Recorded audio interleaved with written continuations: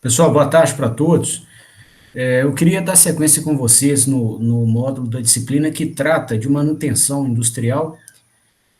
Ontem a gente começou esse módulo e a gente avaliou os cenários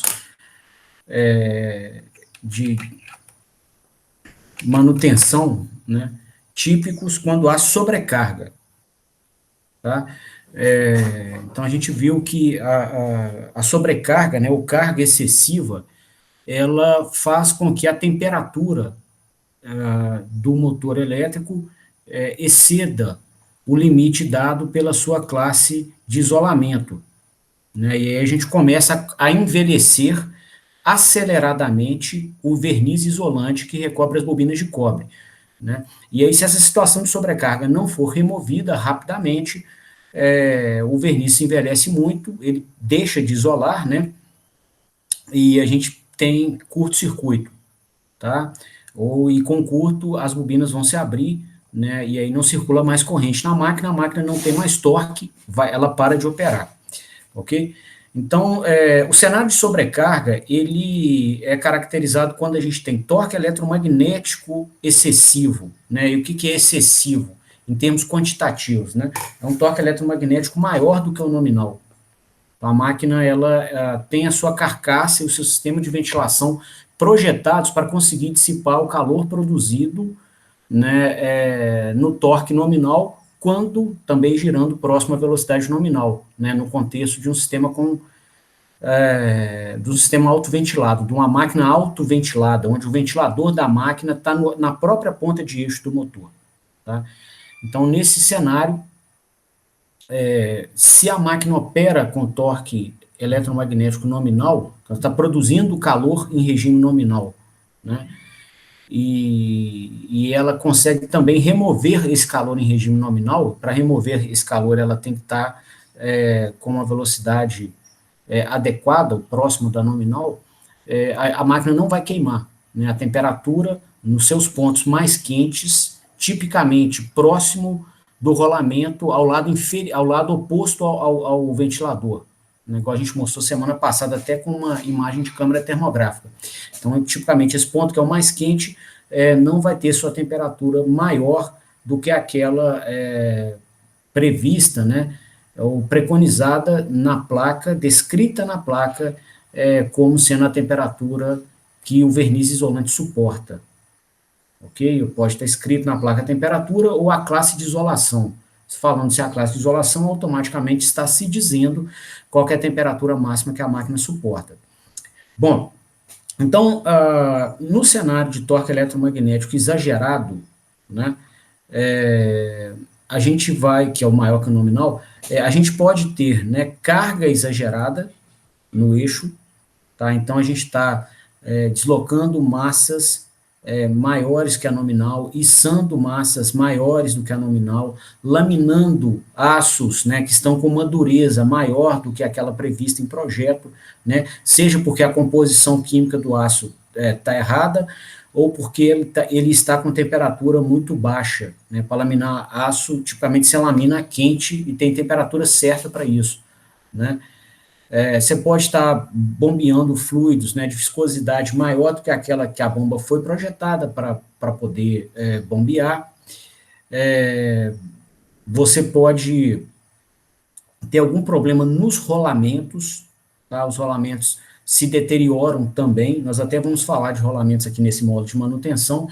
E aí eles, ao se danificarem, eles impõem um torque de carga muito elevado ao eixo, né? E esse torque de carga elevado vai ser acompanhado por um torque eletromagnético elevado, igual a gente falou ontem, né? A máquina tem a capacidade de rejeição de carga, então o torque eletromagnético acompanha naturalmente o torque de carga na região estável, sem você fazer nada. Então o torque de carga sobe, o torque eletromagnético da máquina sobe automaticamente. O torque de carga cai, o torque eletromagnético da máquina também vai cair. Automaticamente, é natural dela, tá? Naquela região de operação. Então, aquela região de operação a qual eu me refiro é a região estável de operação da máquina. Tá? Para muitas cargas é essa região aqui após o pico de torque. Ó. daqui para frente, tá? Bom, deixa eu só reiniciar aqui que a canetinha não funcionou. Então, a gente pode, né, ter a sobrecarga, ter como causa raiz de uma sobrecarga, de um evento de sobrecarga, todos esses elementos que eu comentei, né, que conotam carga excessiva, até o nome está se referindo a isso, tá? E pelas relações, pelos modelos mecatrônicos que a gente estudou aqui durante o nosso convívio no curso, a gente viu que existem, né, relações de afinidades entre as variáveis. Então, você coloca uma carga mecânica excessiva no eixo, o torque eletromagnético da máquina também fica excessivo, fica maior do que o nominal, e, por consequência, a corrente no estator fica maior que a nominal, né? O que, então, faz com que a máquina produza mais calor do que ela consegue dissipar para o ambiente, né? E esse excesso de potência térmica vai configurando, né, com o passar do tempo, uma energia térmica excessiva no interior da máquina, onde ela vai queimar, né? Então, esse é um encadeamento aqui de fenômenos que explicam esse problema, tá? Bom, você pode ter carga excessiva quando você, né, tanto o torque eletromagnético excessivo, tanto quando a carga está excessiva, quando, quando nós temos a aceleração excessiva na partida da máquina. Agora funcionou a canetinha aqui. Esse foi outro cenário que eu falei com vocês ontem, né? Então, em sistemas que tenham, né, controle de torque, pode acontecer da gente, ou de alguém, né, demandar rampas de aceleração excessivas, tá? Ou rampas de velocidade, né, de inclinação excessiva, o que significa aceleração angular excessiva, ok? Esse cenário também leva a sobrecarga, né? Porque você vai ter torque eletromagnético. A sobrecarga é torque eletromagnético excessivo. E vai acontecer com carga excessiva ou com torque de aceleração excessivo, tá? Então, no caso do torque de aceleração excessivo, a gente também vai ter... obrigado. Não, obrigado. A gente também vai ter... A gente pode ter sobrecarga, tá? Comentei com vocês ontem que pode acontecer também problemas de sobrecarga quando você parte o sistema com carga e o sistema não é dimensionado para isso, né? Então, caso, por exemplo, você está com uma correia de minério cheia de minério na hora de partir, tá? Então, a sua máquina, que é uma fonte de torque, né? A máquina vai desenvolver torque eletromagnético e operar como, né, um fornecedor de torque, ela vai ter que alimentar duas cargas mecânicas, né? Ou dois elementos, duas impedâncias mecânicas. Um é o conjunto mecânico rotativo e o outro é a carga do cliente, né? E às vezes ela conseguiria alimentar a carga do cliente se tivesse só essa carga no eixo, ou ela conseguiria partir o conjunto rotativo, né, chegar numa velocidade final, se tivesse só o evento de partida sem carga. Só que na hora que você coloca os dois juntos, a máquina não dá conta, tá? Então é outro cenário que levaria à sobrecarga.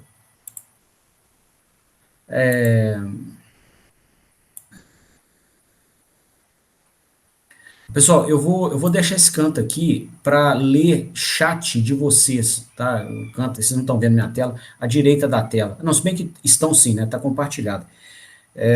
Quem quiser fazer uma pergunta, manda um chat, por favor, e aí eu vou tirar o microfone para poder receber o áudio de vocês, tá? Se alguém aparecer na aula e eu não ver também, algum de vocês que já está na aula, por gentileza, manda para mim um chat aqui falando que alguém está querendo entrar na aula. Porque às vezes eu também não tô recebendo esse áudio e estou com a tela do Google Meet tampada com o software aqui que eu escrevo o material de aula, tá? Bom, um último evento que eu queria comentar com vocês, que leva à sobrecarga, ele é correlato a partidas excessivamente longas, ok? Então, como a gente viu na teoria, de máquinas, né, os nossos modelos nos ensinaram o seguinte, que durante a partida da máquina, a amplitude da corrente é muito alta.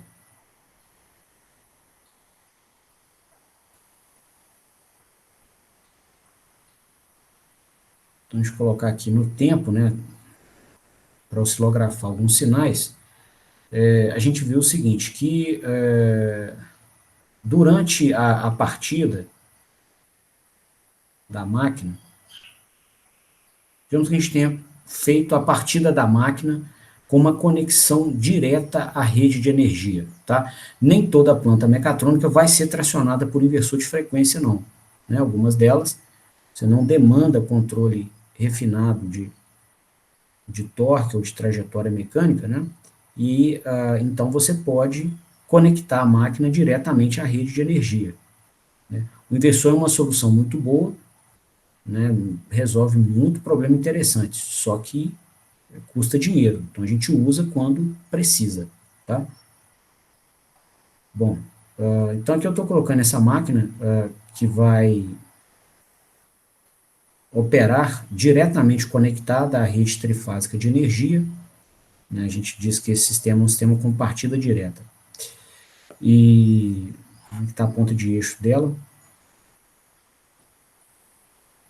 vai desenvolver torque, pela dinâmica, né, dos agentes no eixo vai ter uma velocidade, vai ter a carga do cliente também presente aqui, e a gente vai comandar, de alguma maneira, o fechamento dessas chaves no instante que a gente quiser partir a máquina. Né? Igual a gente fez lá no laboratório, no ensaio a vazio, né? A gente fazer uma partida direta na rede.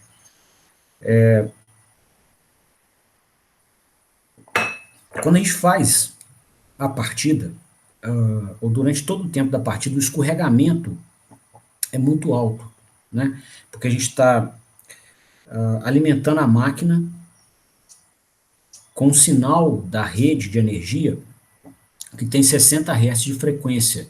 Então a gente cria um campo girante aqui, né, que vai ser dado pela frequência dividido, cuja velocidade, né, aqui na periferia da máquina, vai ser dado pela frequência dividido pelo número de pares de polos. Né? Então é alto, mas é uma frequência alta, tá? E a máquina está com a velocidade bem baixinha, então o escorregamento é muito alto, né? A velocidade do rotor aqui é muito menor do que a velocidade do campo girante. Então o escorregamento fica excessivo, a taxa de variação do fluxo magnético no rotor fica excessiva e a gente tem muita tensão, muita corrente, então circulando, né, no rotor e por efeito transformador, muita corrente aqui circulando no próprio estator da máquina. Né? As nossas simulações, inclusive, mostraram isso. Né? Se a gente pegar aqui o módulo de qualquer uma dessas correntes, é o mesmo módulo, elas só são defasadas entre si de 120 graus, a gente lembra, né, da teoria que a corrente fica altíssima durante a partida e depois despenca, né, se a máquina estiver a vazio. Se houver carga, ela depois começa a acompanhar a carga, ela é sensível à carga. Né? Então, aqui tem a amplitude da corrente de estator. Lembrando, é uma corrente alternada senoidal, né? Então, aqui é uma senoide, né, de alta amplitude. Eu só estou desenhando o valor da amplitude aqui, porque é ele que vai ser mais, ele vai nos dar informação mais direta sobre o aquecimento do sistema, tá? Bom, e com essa consideração, ou o valor eficaz também, que é o valor da amplitude sobre raiz de 2, né? De qualquer forma, é um valor elevado de corrente, tá? Muito elevado, tipicamente 6 a 9 vezes a corrente de estator nominal que está na placa, tá? Uma corrente alta mesmo. E aí, o que acontece? Durante esse processo, né, da partida, a gente está produzindo uma potência térmica nas bobinas do estator muito maior do que a nominal. Né? A potência térmica ela é dada por vários fatores, mas a que mais influencia, de maior peso, o mecanismo, né, de perdas no cobre, ou seja, nas bobinas de cobre do estator. Então, a potência térmica é quase que toda aqui dada por 3 vezes a resistência de estator, vezes o módulo da corrente de estator ao quadrado, ou o valor eficaz dela ao quadrado, tá? Se quiser usar o módulo, aí tem que dividir por 2. Aqui. E aí, pessoal, quando a corrente está excessiva, igual é no caso da partida, a potência térmica também fica excessiva, ok? Se a gente está com uma corrente 6 vezes maior que a nominal na partida, por exemplo,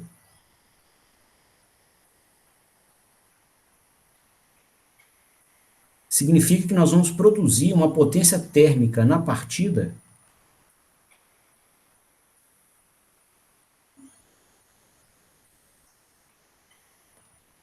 aproximadamente 36 vezes maior do que a potência térmica nominal. 36 vezes maior, tá? E a máquina é construída, né, com um circuito térmico adequado para dissipar para o ambiente, né, a potência térmica nominal, né, e não 36 vezes a potência térmica nominal. Tá? Se for uma máquina com a corrente partida mais alta, né, se a corrente partida dela for 9 vezes a nominal, a potência térmica vai com o quadrado dessa corrente. Então a gente vai produzir durante a partida 81 vezes, uma potência térmica 81 vezes maior do que aquela que a máquina foi projetada para dissipar. Tá? Então é exagerado, né? E o que, que acontece? Dá para conviver com isso, desde que a partida não dure muito. Né? O que faz queimar não é a potência térmica, é a energia térmica, e o grau de energia térmica absorvido no corpo é traduzido pela sua temperatura. Né? E a energia térmica, ela é a integral da potência térmica no tempo.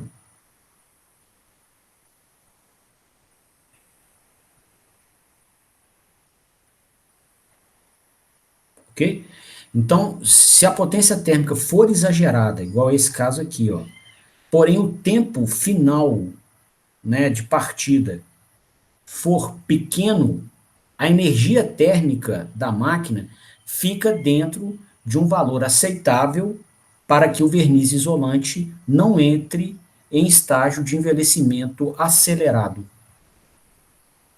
Tá? Então, a máquina elétrica ela admite sobrecarga, igual a que acontece na partida, ou igual a que acontece nos outros cenários que nós comentamos ontem. Tá? Tem cenário que não é partida, é cenário que a máquina já está na velocidade final dela aqui, ó, já está operando em regime permanente e entrou carga excessiva. Né? Outro cenário de sobrecarga. E agora a gente está vendo um cenário novo. E o que, que acontece? Esse evento, tá, ele pode ser acomodado sem prejudicar a máquina, desde que a partida tenha uma duração suficientemente baixa, o tempo de partida seja baixo. Porque o que faz queimar é energia, e energia demanda, né, tempo. Você não muda o estado energético de nenhum corpo abruptamente em tempo zero. Né? Então, mudar abruptamente seria o que? A gente tem a energia térmica do corpo, né, associada à sua temperatura, e a máquina estar operando a temperatura ambiente, né, ou está parada, desculpa, sem operar a temperatura ambiente. E aí a gente faz uma partida aqui no instante zero, tá? E ela vai subitamente em degrau para a temperatura de 120 graus Celsius, por exemplo, um ponto mais quente. Não existe isso, não tem como. Nenhum corpo muda o seu estado energético bruscamente desse jeito em tempo quase nulo. Então, o tempo que o crescimento, existe um tempo, um comportamento dinâmico do sistema associado ao crescimento dessa temperatura. Inclusive, esse comportamento dinâmico a gente modelou, né, foi o nosso modelinho térmico simplificado que a gente viu a aula passada. que é muito bom, tá? Ele é simples, mas é muito bom para explicar esses fenômenos, ele é muito competente para isso. E o que acontece? Né? Durante aqui a partida,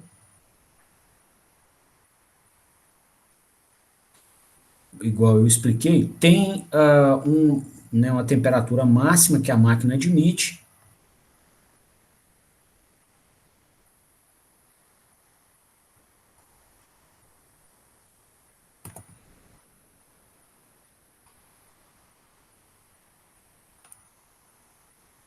de acordo com a sua classe de isolação, uma de θ máximo, tá? E aí, quando a gente começa, né, quando a gente promove a partida, a temperatura da máquina vai crescendo. Só fazer essa curva de novo aqui, o espaço está ruim. Eu queria fazer ela com mais espaço.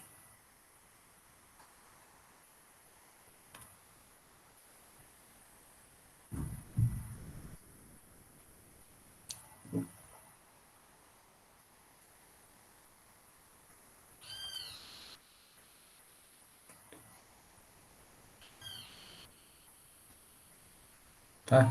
Então ela começa operando aqui na temperatura ambiente, né? Digamos que ela estava parada sem operar já há um tempão, né, em contato com o ambiente. Então a temperatura dela vai se equilibrar com a do ambiente, né?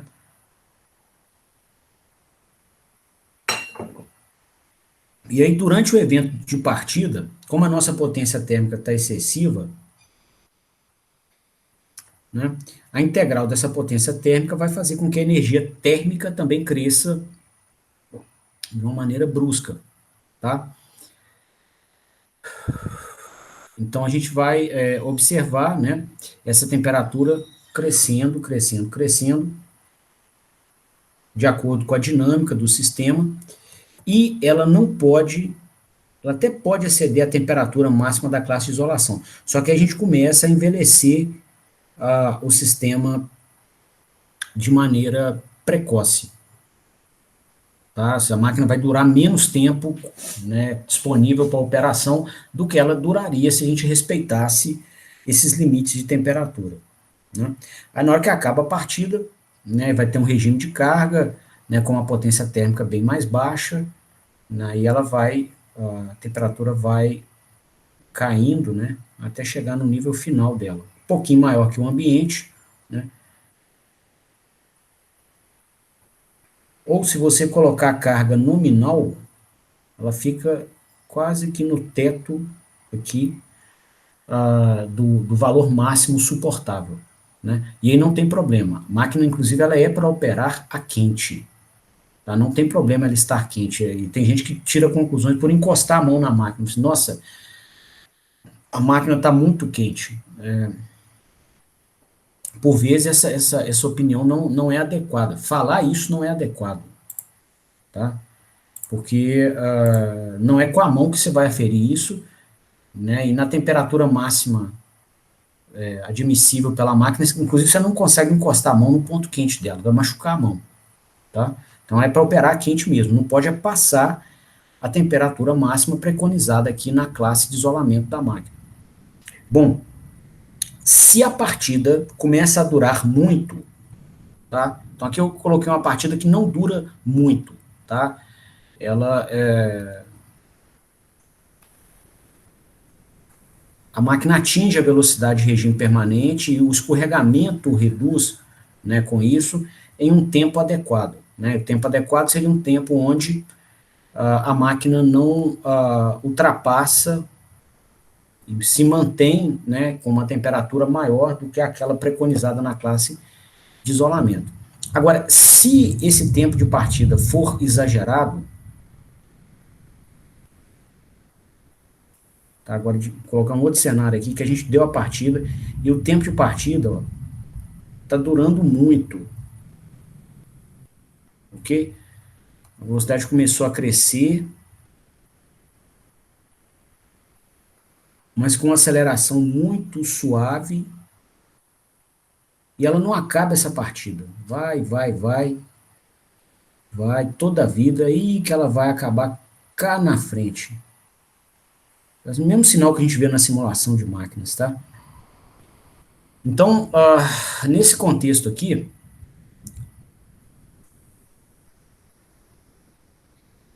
né, a gente também vai ter muita potência térmica, porém essa potência térmica aplicada ao eixo, né, desculpa, essa potência térmica aplicada ali à bobina da máquina, ao corpo da máquina, durante um tempo excessivo, ok? Então agora o nosso tempo de partida passa a ser esse aqui, ó, desde o zero até aqui, ó. Tempo de partida, no segundo cenário, 2, tá? O que acontece com a temperatura? Né? Então agora a temperatura vai crescendo, igual ela crescia antes, da mesma forma. É a mesma máquina,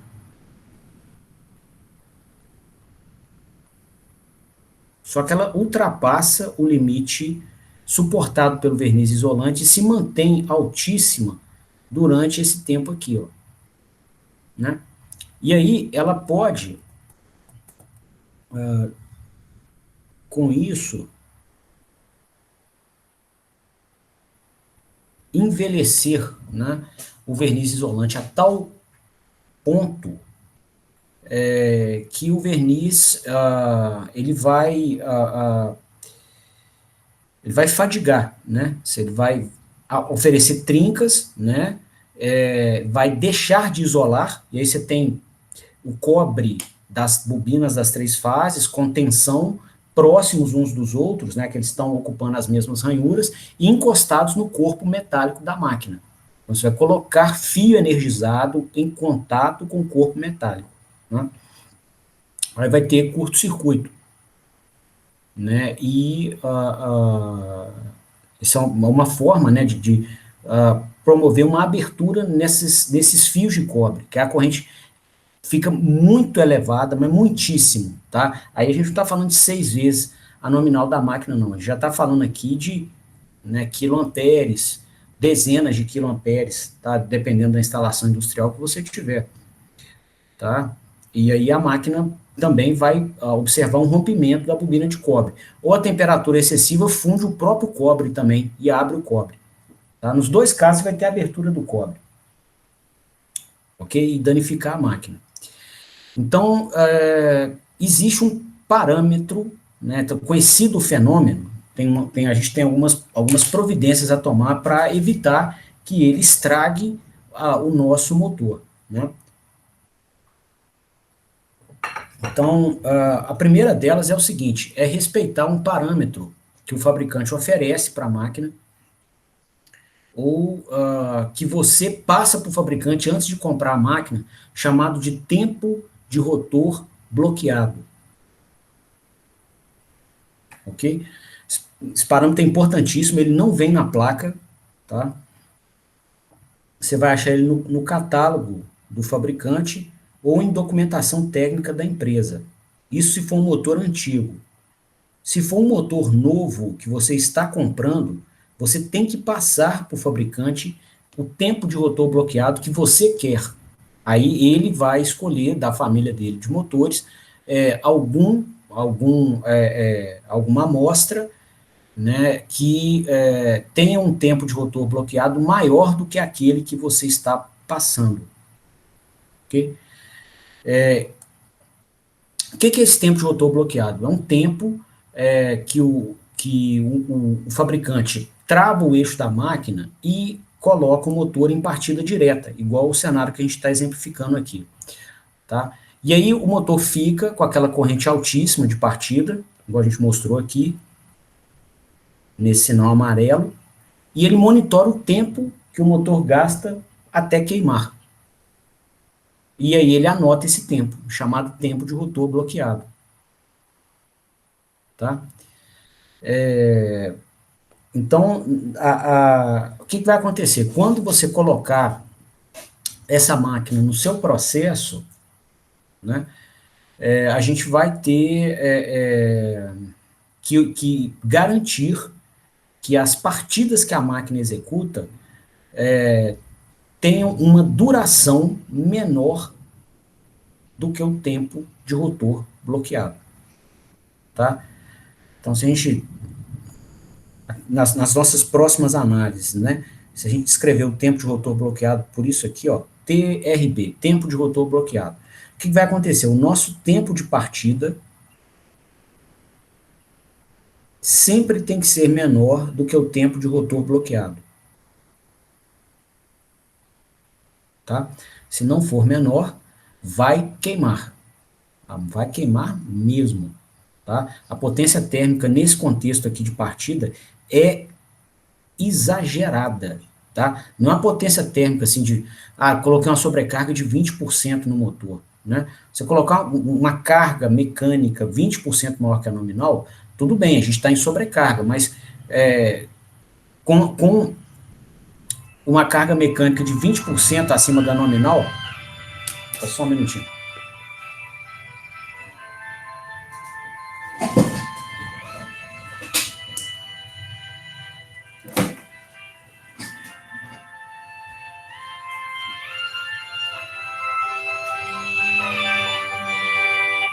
Opa, alô?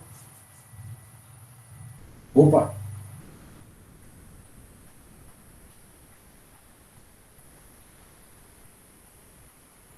Putz. Beleza.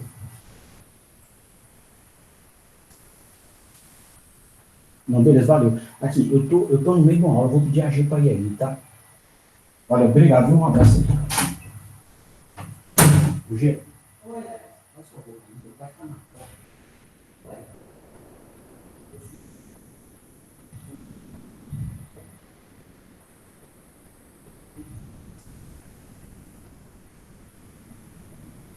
Só pegar a carta.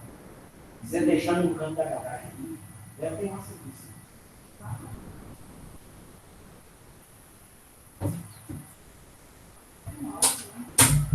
Isso.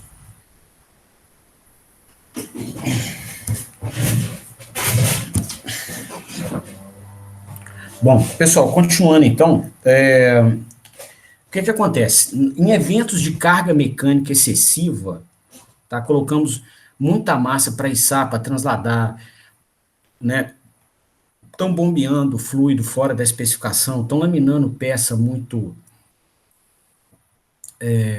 fria, tá? Você vai ter números de sobrecarga, tipo assim, ó, um torque eletromagnético da ordem aqui de 20, 30, 40% do valor nominal, tá? Como a gente viu nas nossas simulações, né, a corrente de estator, o módulo da corrente de estator, ele também vai acompanhando. Então, ela vai ter um valor aqui de 40% do valor dela nominal. Só que a potência térmica, né, que é proporcional aqui ao quadrado da corrente estator, ela vai estar, então, 1,4 vezes 1,4, 1,96% do valor nominal dela, né? Então, o valor nominal da potência térmica é o valor de potência que o sistema consegue dissipar para o ambiente, né, sem se queimar.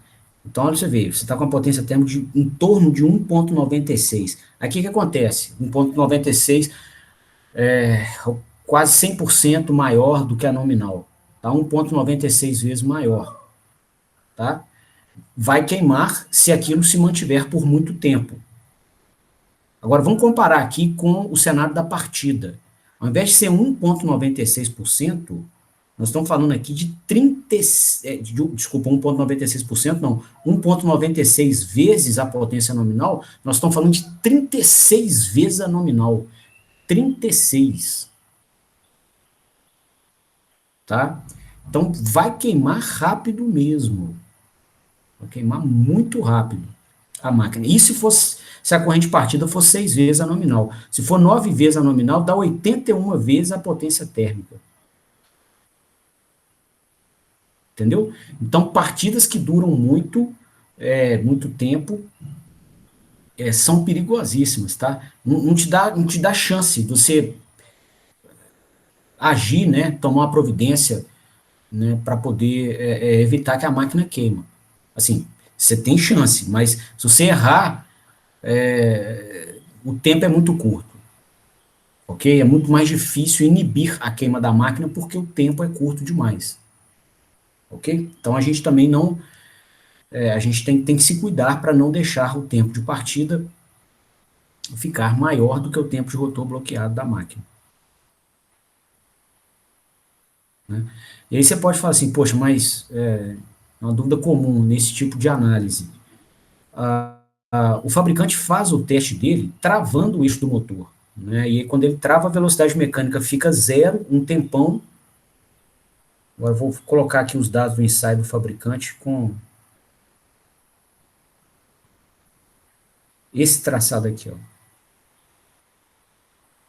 Então, o fabricante faz o ensaio dele assim, ele trava o eixo. Né?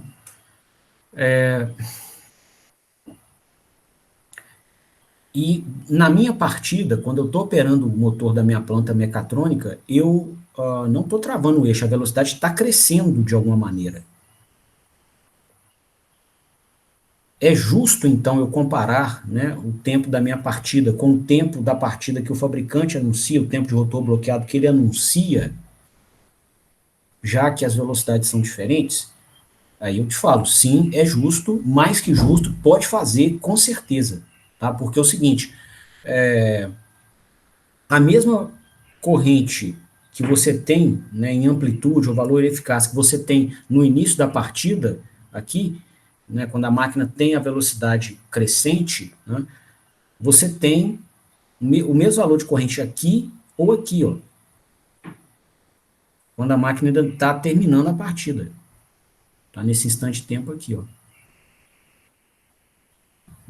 Ok? Então a gente até viu isso no laboratório de máquinas, né? Tem um módulo que a gente falou dos modelos simplificados da máquina de indução, e a gente mostrou que quem manda na partida, enquanto o escorregamento está alto, né, a máquina é basicamente descrita pela associação série das impedâncias de dispersão. São as maiores impedâncias dentre todas as presentes. Ok? E com o rotor travado ou em qualquer cenário que o escorregamento é muito alto, o comportamento da máquina é dominado por essas duas impedâncias, tá? Então é por isso, inclusive, que a corrente, a velocidade vai crescendo, né? Sim, ela cresce, mas enquanto o escorregamento está alto, ou seja, a velocidade está longe da nominal, a corrente de estator vai ficando alta toda a vida, tá? Aí, de repente, inclusive vocês viram na simulação, a simulação ensinou isso pra gente. Ela vai alta, alta, alta, de repente ela despenca na hora que a velocidade da máquina chega no valor final. Tá? Então, sim, o que o fornecedor informa como tempo de rotor bloqueado é um parâmetro relevante, útil para usarmos no contexto das nossas partidas, mesmo embora o rotor não esteja totalmente bloqueado, né, freado, ok? Como se tivesse uma sapata de freio travando ele, ou travado, tá? Então você pode usar esse parâmetro. E aí, pessoal, é comum que a gente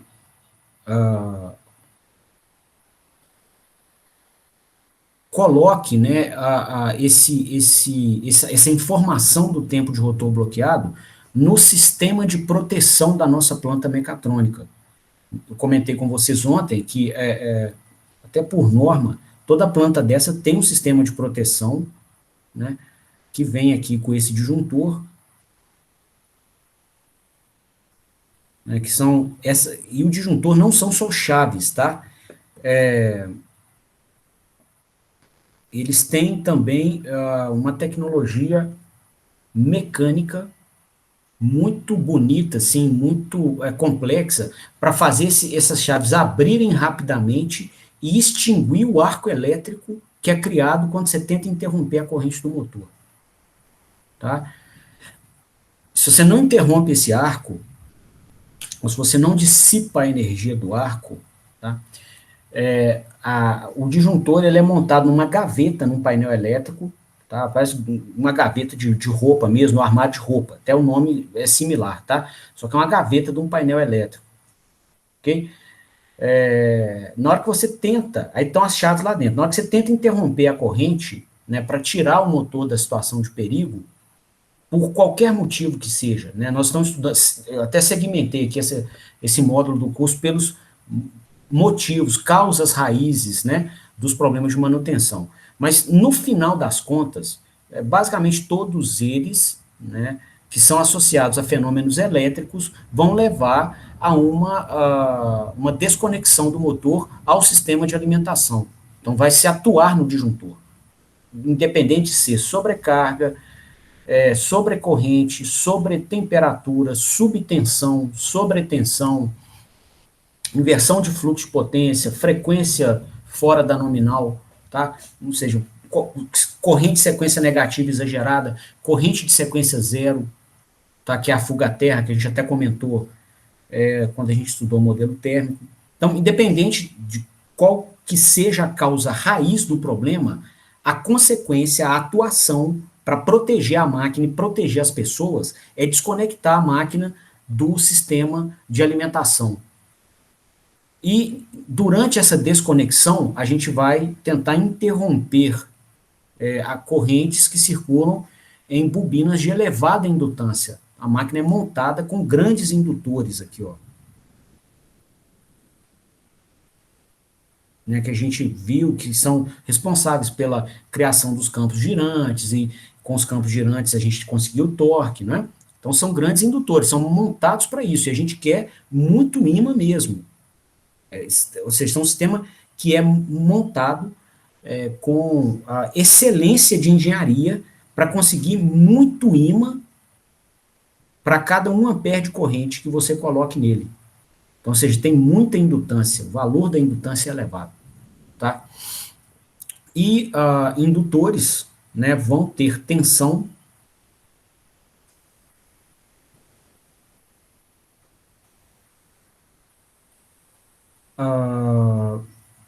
nos seus terminais, dadas por essa expressão aqui, LDIDT. Então, quando você tenta promover variações muito bruscas de corrente, ou seja, um DIDT elevado, igual aqui, ó, deixa eu desenhar um sinal desse.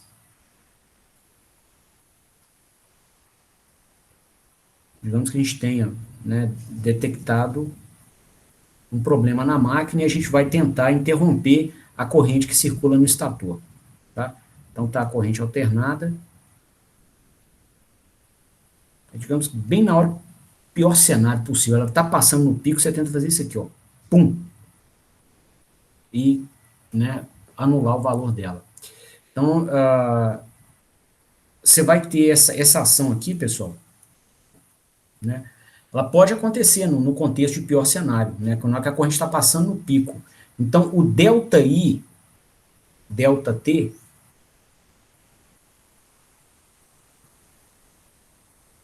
é exagerado, tá? Então, tipicamente, um disjuntor desse vai conseguir abrir em 200 milissegundos, tá? Porque ele tem peças mecânicas, ok? Não é um sistema montado com componentes em estado sólido, né? Componentes eletrônicos em estado sólido que vão ter uma resposta muito mais rápida. Então, vai ser um sistema mecânico. Então, você vai ter correntes aqui de centenas, milhares de amperes às vezes, tá? Às vezes 10 a 2 amperes, vamos colocar centenas de amperes aqui, ó, interrompidas em 200 milissegundos, tá? Então, fica 10 a menos 1 segundos. Então, você vai ter alguma coisa da ordem aqui, ó, de 10 a 3 amperes por segundo. Tá? Numa máquina que tem indutâncias, né, dependendo da máquina, a sua indutância de magnetização, que é a maior de todas, né, o M do nosso circuito equivalente, ele pode estar da ordem aqui de 10 a menos 1 Henry, tá? Centenas de milihenry, tá? 100 milihenry, 200 milihenry, ok? Então, quando você tem alguma coisa aqui, ó, da ordem de 10 a menos 1 Henry, multiplicado por uma corrente que varia 10 a 3 amperes por segundo, tá? A gente está falando aqui, então, de uma tensão da ordem de 10 a 2 volts, tá? Centenas de volts. Tá? Falando de 100 até 999, ok? E essa tensão que aparece aqui nos indutores, que vão ter a sua corrente interrompida, ela é aplicada aqui ao circuito trifásico, ó.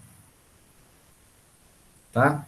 Então, o circuito trifásico passa a ter, além da tensão da fonte, da tensão que aparecia nas próprias indutâncias, uma parcela extra de tensão, né, que é manifestada pela tentativa do indutor de não se interromper a corrente nos seus terminais.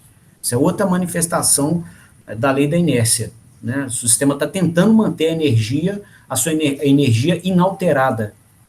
Né? No caso de uma indutância, o armazenamento de energia é na forma de campo magnético. Então, o sistema está tentando manter o campo magnético presente lá dentro. Como? Induzindo a tensão que precisar para que a corrente não se interrompa. Tá?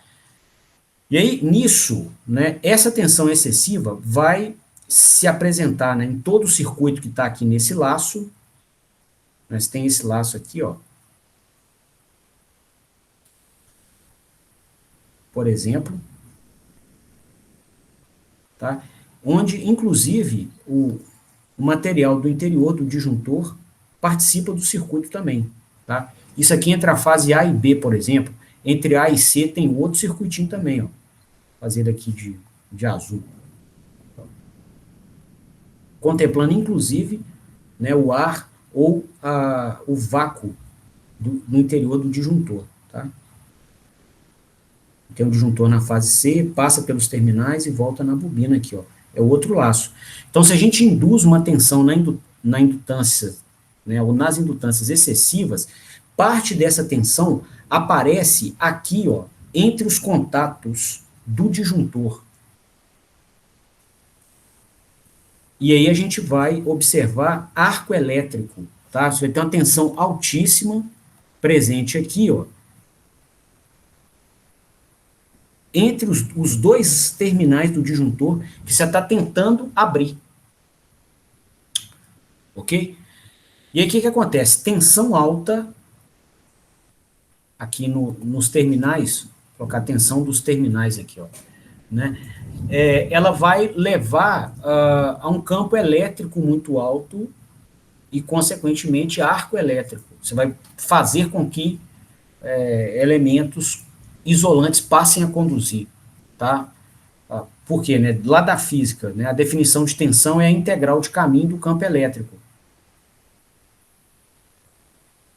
Então, tensão muito alta, tá? Num caminho de uma distância muito curta, né, desde o terminal negativo até o positivo do disjuntor aqui, ó, então nós vamos ter um caminho muito pequeno com uma tensão muito alta. O campo elétrico fica gigante, tá? E aí o campo elétrico mede a força que você vai fazer sobre cada coulomb de carga presente naquele ponto do espaço. Então, tensão alta, campo elétrico alto, muita força sobre as cargas elétricas presentes ali. O que vai acontecer com isso? Você vai conseguir remover elétrons da banda de valência dos átomos e levar eles para a banda de condução, né, onde a atração dos elétrons ao núcleo é dada por uma força menor. E aí eles têm liberdade para sair daquele átomo e circular na estrutura, na estrutura atômica. Então, o que vai acontecer com isso? Arco elétrico.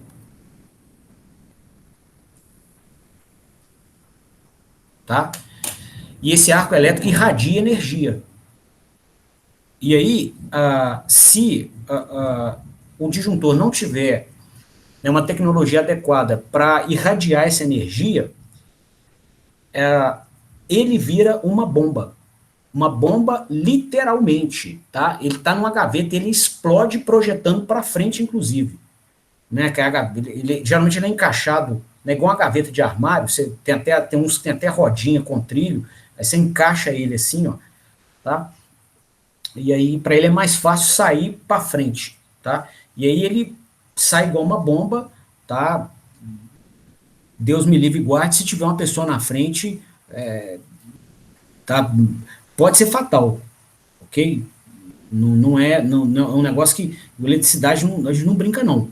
Então, os disjuntores são escolhidos, né? Igual eu comecei essa conversa aqui com uma motivação, quero falar o seguinte, que o que vai aqui nos disjuntores não são somente chaves seccionadoras, né? Que tem contato metálico, você simplesmente abre e pronto. Ou alguém, né, com caráter automático, abre, pum, e pronto. Entendeu? Então, você tem no disjuntor tecnologia para extinção do arco. Tem que ter tecnologia para extinguir o arco, porque senão o disjuntor vira uma bomba. Tá? Isso é uma consequência. A outra é o seguinte, olha para você ver, até né, sobre aspectos filosóficos, a indutância que está tendo a sua corrente interrompida está fazendo todo o esforço que ela pode para manter a corrente circulando, né? Induzindo tensão altíssima no sentido de manutenção da corrente circulando, inclusive. É isso que ela faz, tá? E se o disjuntor, né, não tiver, não for adequadamente escolhido, né, por exemplo, se ele é montado com uma mola mecânica.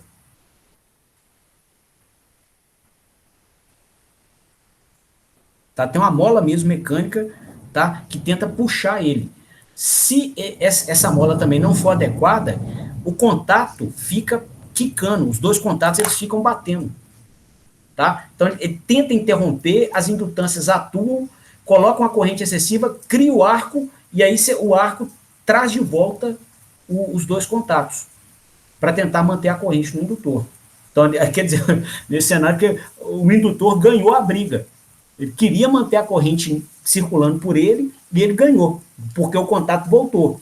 E aí a molinha é comandada, tenta trazer de novo o indutor, né, faz com que o contato se feche novamente. E aí a mola tenta abrir, o indutor puxa de novo. Então fica quicando. Enquanto ele está quicando, tem corrente, está quicando, entre aspas, né?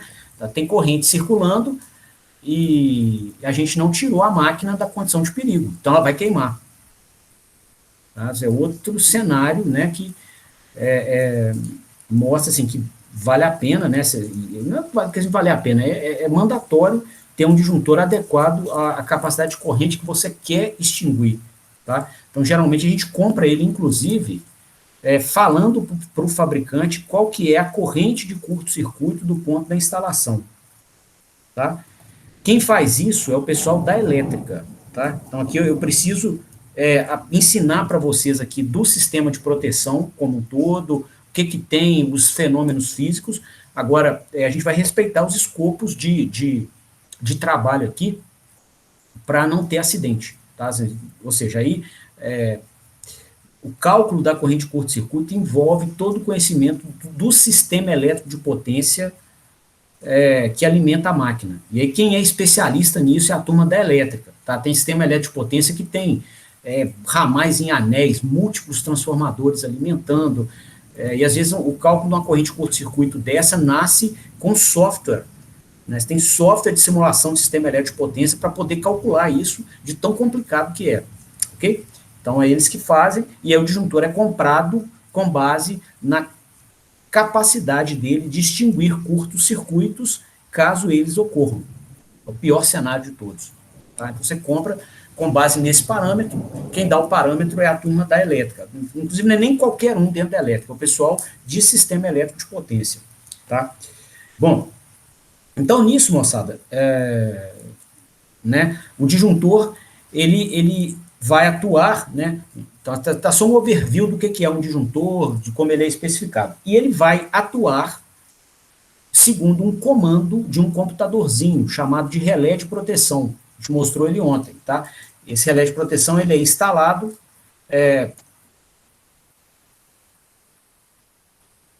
no painel elétrico, que está todo o comando da máquina, ele recebe as medições de corrente da máquina, e A, e B e C, tá? Então na entrada dele a gente disponibiliza aqui os sinais de corrente, ele tem um software que vai processar essas informações de corrente e vai tomar uma ação comandando a abertura do disjuntor num evento de falha. E aí a gente vai observar que a parametrização desse computadorzinho, do relé, vai incorporar aqui, ó, o tempo de rotor bloqueado. Então, a gente parametriza esse computadorzinho igual a gente parametrizou inversores no laboratório de máquinas. E um dos parâmetros que você passa para ele é o tempo de rotor bloqueado, que a gente estava comentando. Tá? Então, você passa como um parâmetro, ele fica monitorando a corrente em tempo real.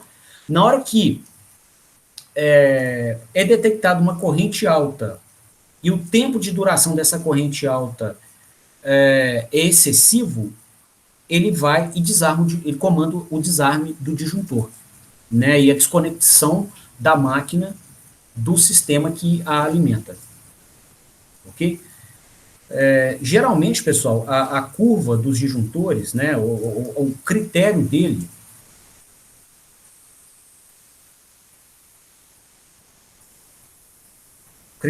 para desarme, né, é especificado numa curva de tempo por corrente. Tá? Então, os especialistas dessa área gostam de raciocinar com essa curva. Tá? E montam, gostam e montam as suas soluções, né, usando esse tipo de curva. Tá? A gente pode estar achando estranho, né? Pô, mas geralmente a gente coloca o tempo no eixo das abscissas, né? Sim, mas aqui é o tempo de atuação, uma saída do sistema de proteção.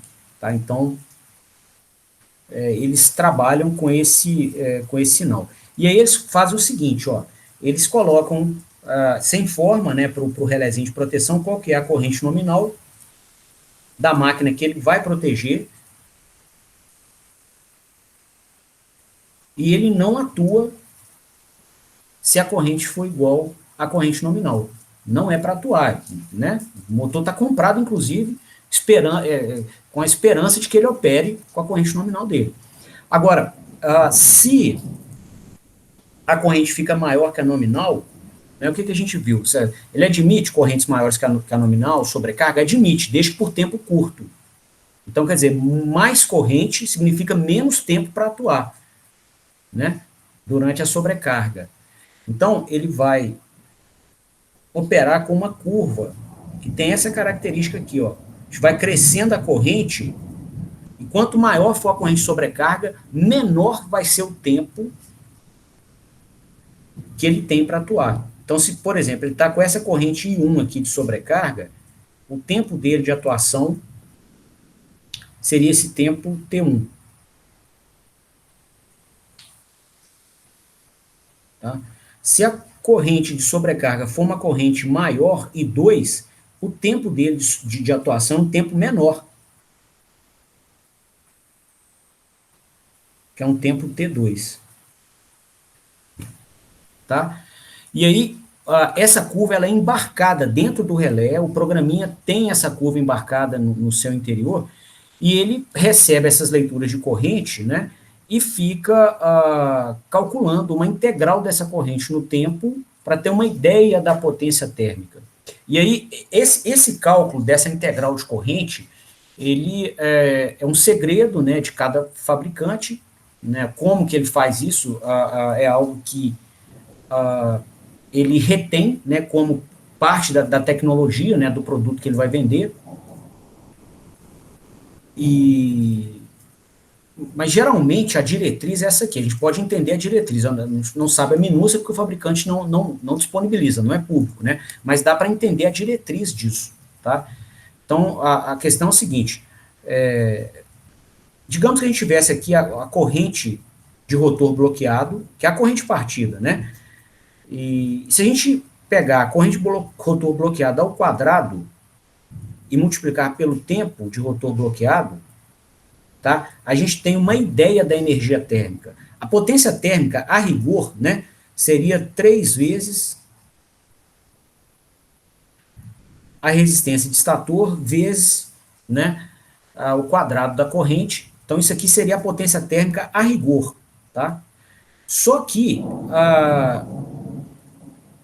essa resistência de estator, muitas vezes, não é conhecida pelo cliente da aplicação.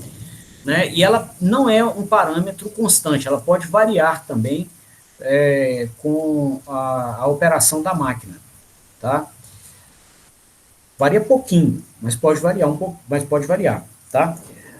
Então, o que acontece? O maior peso mesmo para que a gente tenha um espelho da temperatura da máquina se dá na corrente e no tempo que essa corrente dura. Então, a gente cria, né, um parâmetro aqui, ó, que é proporcional à energia térmica.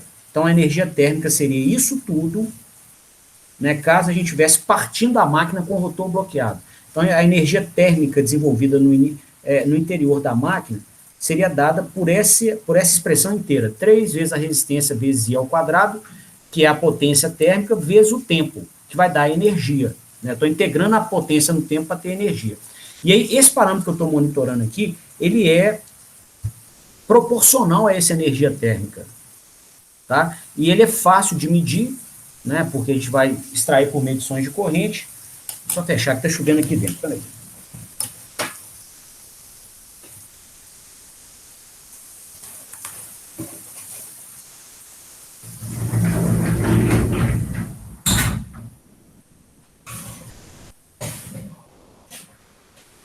Então, ele é conveniente de medir, né?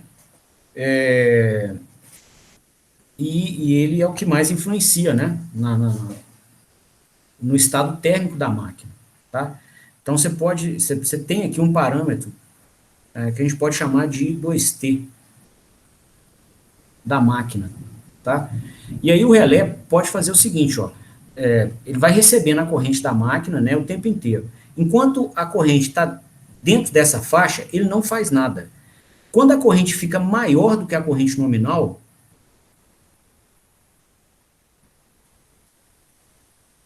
ocorre um fenômeno no relé chamado pick-up. Tá? Então, essa aqui seria a corrente de pick-up. Deixa eu escrever ela aqui, que isso é nobre nesse contexto.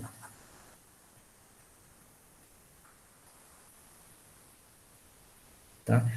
Então, essa corrente aqui é a corrente pick-up, que é a corrente na qual o relé começa a contar tempo, né, para desligar o disjuntor, para desligar a máquina, né, fazer com que o disjuntor seja aberto, né, desconecte a máquina do circuito. Tá? Bom, e aí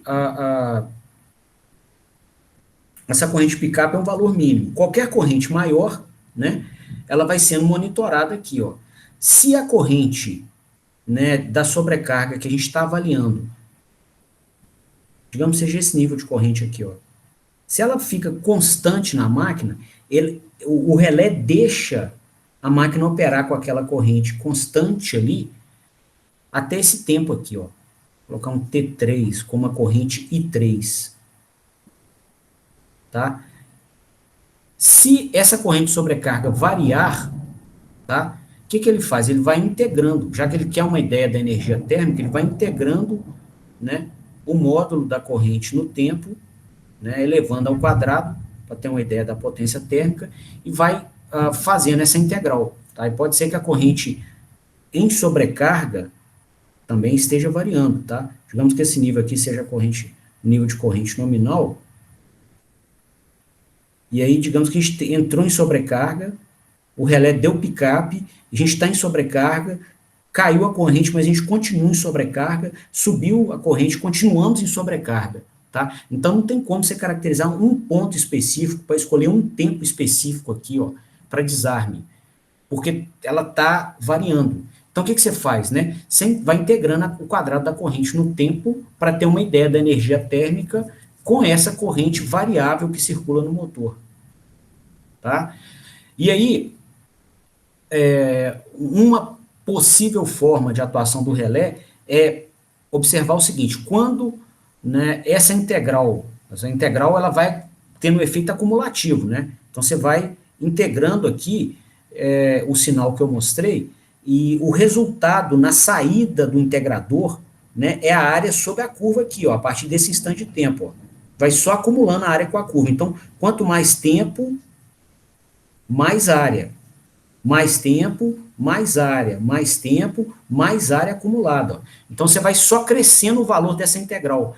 E aí, na hora que ela te informa que o estado térmico do motor, que a temperatura dele está excessiva, o relé comanda a abertura do disjuntor. E aí, por exemplo, uma forma de quantificar esse excesso é comparar essa integral com uma integral de I2T, ou do quadrado da corrente de rotor bloqueado vezes o tempo de rotor bloqueado.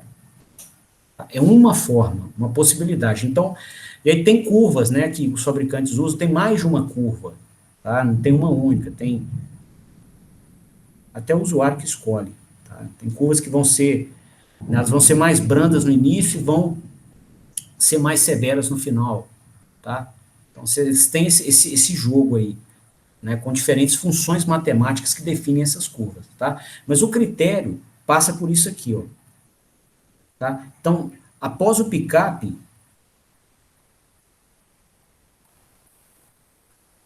a gente começa a fazer esse cálculo da integral de 2t. Né? E na hora que ele atinge um valor, né, ou seja, como a gente está integrando, está crescendo, está crescendo, está crescendo, está crescendo o valor. Ele atinge um valor limítrofe, ele comanda a abertura do disjuntor. Tá? A gente até tem em casa um sistema parecido com isso, né, só que com esse efeito eletromecânico, que é o disjuntor para proteção residencial. Você tem duas lâminas metálicas em contato com coeficientes de dilatação diferentes. Então, quando circula corrente excessiva, elas vão se dilatando e uma dilata mais que a outra. De repente, elas abrem. Né? Você pode observar que a proteção em casa, ela, né, não é instantânea. É esse efeito que a gente está apresentando aqui, mas não é instantânea, não.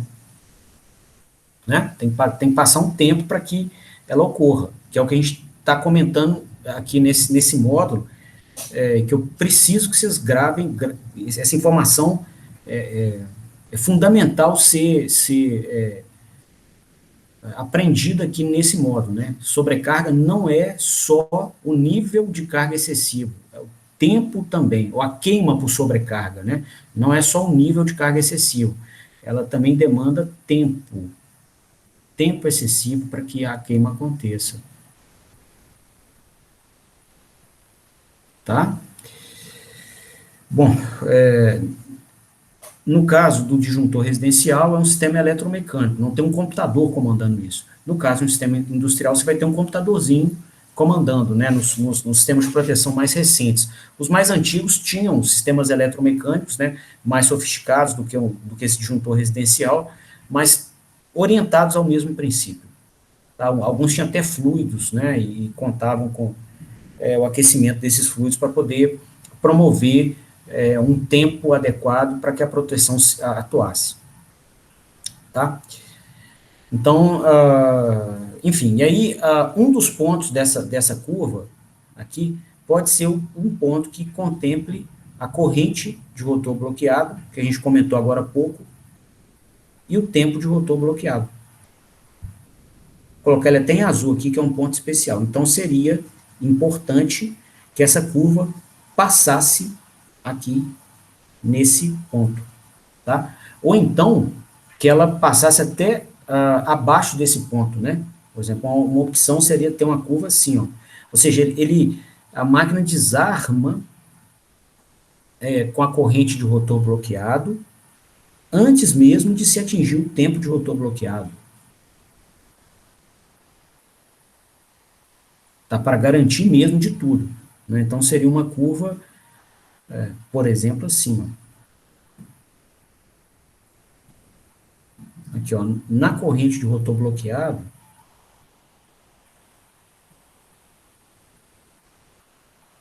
o tempo menor do que o tempo de rotor bloqueado. Tá? Aqui eu exagerei, né, só para ser bem enfático, mas não precisa ser tão menor, porque também você não consegue partir a máquina, tá?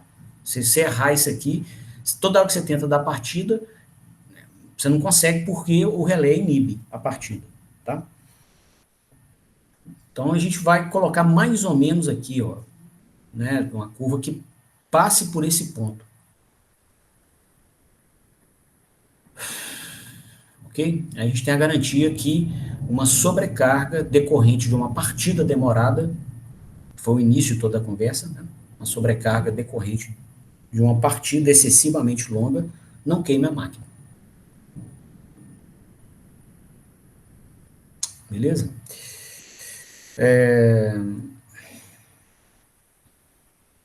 Bom, e aí o que eu queria falar com vocês de sobrecarga, pessoal, é isso, tá? Das causas de manutenção, tá? Pelo menos do lado elétrico, muito provavelmente é a mais frequente, tá? É muito, muito, muito comum mesmo, ok? Os sistemas microcontroladores que, né, protegem as máquinas nesses contextos, ele te avisa da sobrecarga. Você vai chegar, por exemplo, na IHM de um inversor, vai estar escrito falha, falha 30, sobrecarga. Ou o relé de proteção também vai te avisar. Desarme por sobrecarga. Tá? Então, uma variante muito grande disso é botar em inglês. Overload. Ok? Então, eles chegam a avisar para você. Os sistemas eletromecânicos, você vai ver, né, um painel elétrico, o disjuntor com a chave virada, né? E aí vai estar escrito off, de desligado. E aí você sabe também que teve desarme por sobrecarga. Ok? Então, seria a explicação que eu queria passar para vocês desse modo de falha. Tá? E eu queria começar um segundo modo de falha, que é correlato a problemas de sobrecorrente.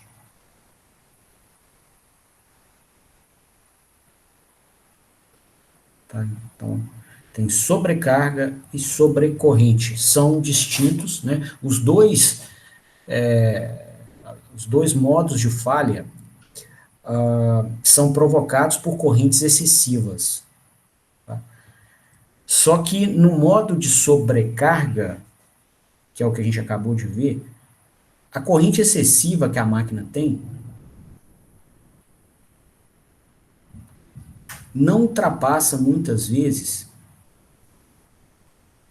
6, 9 vezes a corrente nominal da máquina.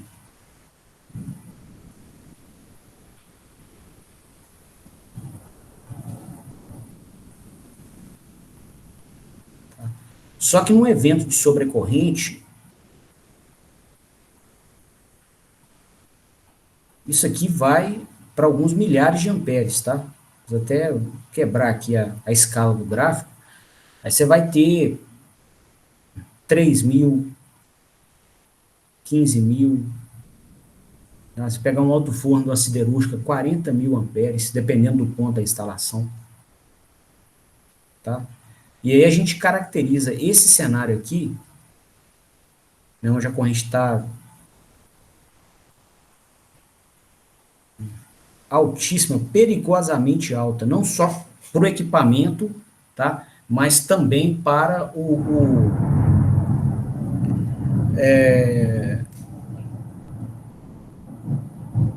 também para a instalação elétrica, tá? A gente chama de sobrecorrente. E nesse outro cenário aqui, né, que a corrente está perigosa ao equipamento somente, a gente tem um evento de sobrecarga. Ok? E a sobrecorrente, pessoal, ela é provocada por curto-circuito. Não é carga mecânica excessiva, partida excessivamente longa, rampa de partida com aceleração muito brusca, partida numa máquina com carga e a máquina não tem torque para partir com carga, né? Não é esse cenário. Aqui é curto-circuito mesmo, tá? E aí ele é um evento, inclusive, muito mais perigoso. Muito mais perigoso. Ok? Você imagina, né? O seguinte, ó.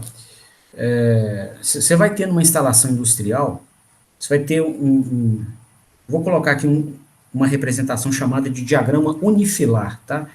Então, tudo que aparece, o sistema é trifásico, né? A gente sabe que a alimentação da nossa planta mecatrônica vai ser trifásica, só que o que acontece numa fase está nas outras duas, tá? Então, o desenho fica carregado, né? Fica redundante, então é comum a gente ver desenhos que colocam uma linha só, para representar o que tem nas três fases. Aí, por vezes, a gente coloca assim, ó, para dizer que aqui estão as três fases.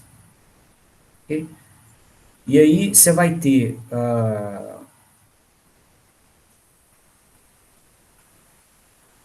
um ponto onde a sua rede de alimentação acopla com a rede da concessionária, chamado de ponto de acoplamento comum. Tá? A literatura coloca esse nome em inglês e a sigla é essa aqui, ó.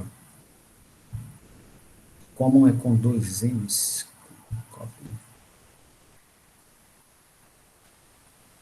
Tá? E aí, né, você vai ter um barramento aqui, onde você vai, né, conectar as cargas do seu parque industrial. E por vezes aqui você vai ter, né, na subestação um transformador, né? O transformador ele também tem uma impedância associada aqui às suas bobinas, né? Você pode referir o primário ao secundário, né, e montar um único circuito com primário e secundário, que são separados por uma bobina, tá? E aí você vai, muitas vezes, pegar, né, levar da subestação da empresa, né, o secundário aqui do transformador da subestação, você vai com um cabo qualquer, né, que também tem sua impedância, chega num transformador de uma unidade industrial, aí você vai ter outro trafo aqui, né, e aí você vai ter o barramento trifásico para alimentar vários motores, né, e aí aqui a gente vai ter um motor específico que a gente esteja protegendo, tá? Com seu disjuntor de proteção, e aqui está a máquina elétrica. Bom, a máquina elétrica escolhe a corrente que ela quer, né? A gente viu nas simulações, né, da máquina elétrica, que com a variação do torque de carga, e a torque de carga quem escolhe é o cliente, a gente vai acabar tendo uma variação da corrente que ela demanda nos terminais elétricos. A corrente acompanha a carga. Tá? Então, aos olhos do sistema elétrico, é como se essa máquina fosse uma fonte de corrente. Esse é um conceito até esquisito, né, quando a gente está estudando circuitos, pô, mas todo, todo equipamento que eu pego para trabalhar, né, que tem um alimentador elétrico, é uma fonte de tensão, né? E a gente aqui faz exercícios, faz cálculos com fonte de corrente. Faz sentido isso? Né? Faz sentido. Mas, né,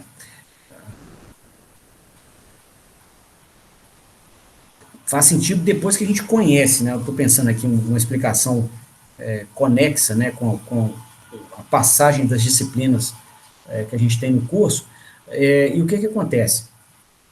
O conceito de fonte corrente ele pode ser associado a um equipamento, né, depois que a gente vê que o equipamento impõe na rede a corrente que ele quer, tá? Que é o caso da máquina elétrica.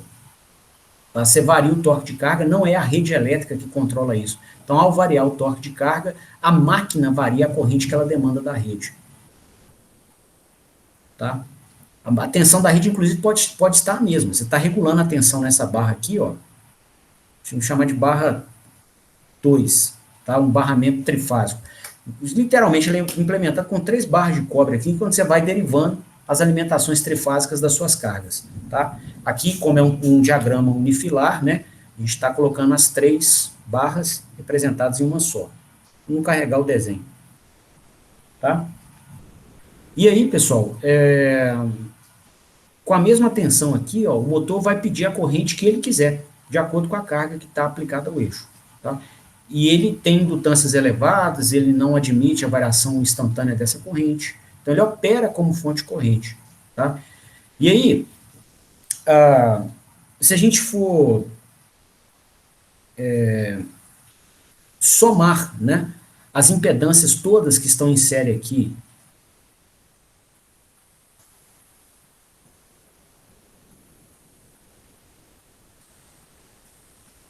até chegarmos, né, na alimentação do motor, tá? Você tem tipicamente, se colocar em PU, 0,1 PU, ou 10% da impedância nominal do sistema, até você chegar no motor desse, tá? Você não pode ter uma impedância alta demais, né? Porque senão toda a tensão que a concessionária disponibiliza, por exemplo, que é a tensão da CEMIG, tá? Toda a tensão que ela disponibiliza fica consumida no sistema de transformação e distribuição da energia, né? E não sobra tensão para o motor. Sem tensão no motor, você não tem torque. Não adiantou nada, né? Montar todo esse sistema de engenharia para, no final das contas, não ter torque. Então, você não tem reatâncias altas aqui, tá? Então, essa reatância aqui, total, até o ponto de instalação aqui, ela é baixa, tá? Vai dar, tipicamente, 0,1 PU, tá? 0,1 PU da capacidade do trafo de potência aqui, do grandão. Ok? Então, assim, é uma impedância baixinha, não é 10%, né, 0,1 PU da impedância base do motor, não. É da impedância base do transformador principal, que é uma impedância baixinha, né? Esse transformador principal tem muita potência. Então, a gente pegando lá do curso de máquinas, de laboratório de máquinas, quando a gente define, né, quando a gente representa sistemas elétricos em PU, a gente tem que definir uma impedância base, uma tensão base e uma potência base. E a gente, né, ao definir a impedância base, usando como potência base a potência desse transformador gigante aqui, ó, tá? A gente vai ter uma potência altíssima, porque ele é dedicado a alimentar a instalação inteira. Flui por ele a potência da alimentação da instalação inteira. Então, é uma potência altíssima. Então, essa impedância base é pequenininha, tá? E o valor da impedância do total aqui que a gente colocou, né, em PU, vai ser o valor dela em ohms dividido pela impedância base, tá? Então, essa impedância também, né, vai ser uma impedância pequena, tá? Para não ter uma queda de tensão muito elevada, tá? Onde, então, você vai ter uma impedância total baixa. Quer dizer o seguinte, se houver curto-circuito aqui, fase-fase ou fase-terra, tá? A impedância que limita a circulação da corrente de curto-circuito é baixa. Então, essa corrente de curto-circuito fica muito alta, que é o que eu mostrei aqui, ó. Os elementos, o sistema de alimentação é que passa a limitar a corrente de curto-circuito. Você não tem nada limitando, né? Enquanto a máquina está sadia, não tem curto-circuito nela, tá? Você tem as impedâncias da máquina limitando a corrente que circula no sistema. Beleza, as correntes, né, compatíveis com os valores nominais de projeto. Agora, se tem curto-circuito, tá, você não conta com a ajuda das impedâncias da máquina para limitar essa corrente de curto. Então, a corrente ela só é limitada pelas impedâncias do sistema de alimentação, né, transformador e cabos, né, que são impedâncias baixas. Tá? Então, a corrente de curto-circuito é alta demais. Né? E aí, nesse evento, pessoal, não se conta tempo. Né? Então, o sistema de proteção que está monitorando a corrente, né, está monitorando aqui. Aí tem um relé, vai atuar no disjuntor.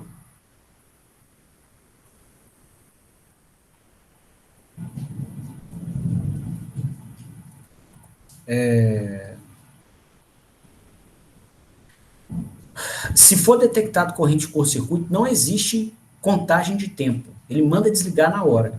Tá? Não vai se conseguir interromper essa corrente na hora, porque tem o tempo do atuador mecânico, da mola que puxa o disjuntor para trás aqui, ó. Aí só não confundir, aqui é mola mesmo mecânica, tá? Não é indutância, não. Tá? Você tem que ver aqui pelo contexto, que é o mesmo símbolo, né? Ou nós optamos por fazer o mesmo símbolo. E aí, até na curva de proteção do relé que a gente viu agora há pouco, ó, Quando chega a corrente de curto-circuito, tá? Ele pega e opera assim, ó. Chegou na corrente de curto-circuito, digamos que a gente esteja trabalhando nessa curva vermelha cheia aqui, ó. Tempo de atuação, 0. Não conta tempo. Ele simplesmente ele pega e corta a curva aqui, ó.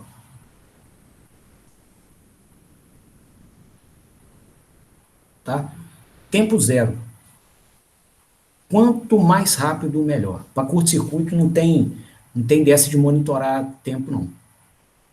Tá?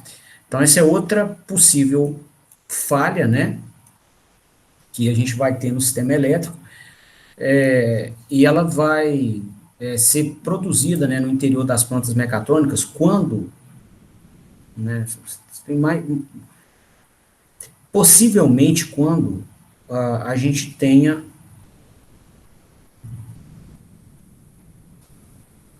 contato elétrico de dois condutores de cobre, tá? Então aqui eu estou com um trecho da máquina, né, igual a gente fez no módulo de campos gerantes, com as ranhuras. A máquina se estende longitudinalmente para cá, o rotor dela está aqui, ó, tá, com a ponta de eixo. Vai acionar a carga, ok? E aí, né, no interior da ranhura, a gente lança os condutores, né, para poder implementar os eletroímãs.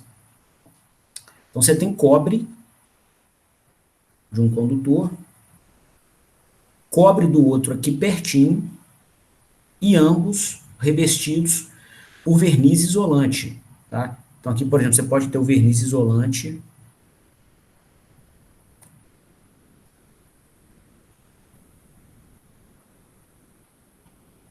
que está recobrindo, né, o cobre desse condutor. Digamos que esse laranja aqui seja a fase A. E aqui você tenha em azul o verniz isolante que está recobrindo o cobre, que é o marronzinho ali, da fase B. Ok? Então, uma das maneiras de existir curto-circuito é essa aqui, ó. Até fazer a conexão elétrica. Digamos aqui que isso aqui é a primeira espira da máquina conectada aqui na rede de energia, na fase A da rede. E esse condutor aqui é o primeiro condutor da espira conectado aqui na fase B da rede. Tá? Bom, uma forma da gente ter sobrecorrente, né, ou curto-circuito, seria após uma sucessão de eventos de sobrecarga. Tá? Então, digamos que houveram eventos de sobrecarga, né, recorrentes eventos de sobrecarga, recorrentes desarmes por sobrecarga. Tá? E toda hora que tinha um desarme, a gente não estudou a causa e partimos a máquina novamente. Tá? Então, se a gente fosse desenhar a temperatura dela, né, colocar aqui a temperatura máxima suportada pelo verniz isolante,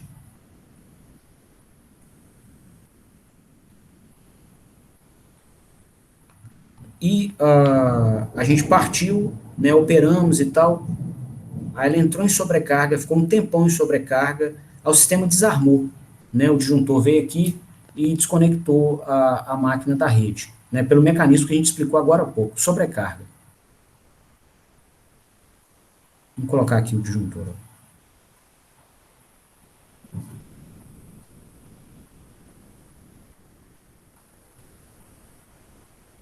Tá? Tem a fase C também, eu só estou omitindo um desenho porque ela não vai agregar nada novo e vai carregar o desenho, mas também tem a fase C. Bom, e aí a temperatura subiu, né, a temperatura do motor subiu, e aí o disjuntor desarmou a máquina. Desarmou, a gente cessa a corrente, interrompe a corrente, sem corrente não tem potência térmica, né, aqui produzida nas resistências da máquina, do cobre, né, aqui, ó. Então, é aqui que se produz a potência térmica. Precisa circular corrente por aqui. Não tem mais corrente, cessou a potência térmica. Quando cessa a potência térmica, a máquina está no ambiente, o que vai acontecer? A temperatura dela vai querer empatar com a do ambiente, tá? Então ela começa a cair. A temperatura ambiente está nesse nível aqui, ó. Só que muito antes dela chegar no ambiente, a dinâmica térmica é lenta, tá? Então, desses sistemas mecatrônicos nossos, assim, o ambiente, né, o tipo de sinal físico de dinâmica mais lenta de todas são sinais térmicos, tá? Então você vai ter a temperatura caindo, caindo, caindo. Aí alguém fala assim, deu sobrecarga, tenta de novo, né? Nós precisamos produzir, tem que rodar. Então partir de novo, pum, dá a partida de novo, fecha os disjuntores, e aí a máquina entra em sobrecarga de novo. E fica esse tempão todo de novo em sobrecarga. Né? Aí o disjuntor desarma de novo, ó, não faz mais isso, aí vai desarma. Aí ela está resfriando, resfriando, antes dela ter, né, a sua temperatura equalizada com a temperatura do ambiente e sem que se tenha resolvido a causa raiz do problema, né? Não é nem resolvido, ter achado a causa raiz e removido o problema, alguém partiu a máquina de novo. Tá? E de novo a gente deu, né, esse desgaste térmico, tanto pela partida quanto pela imposição, né, de carga mecânica excessiva ao eixo.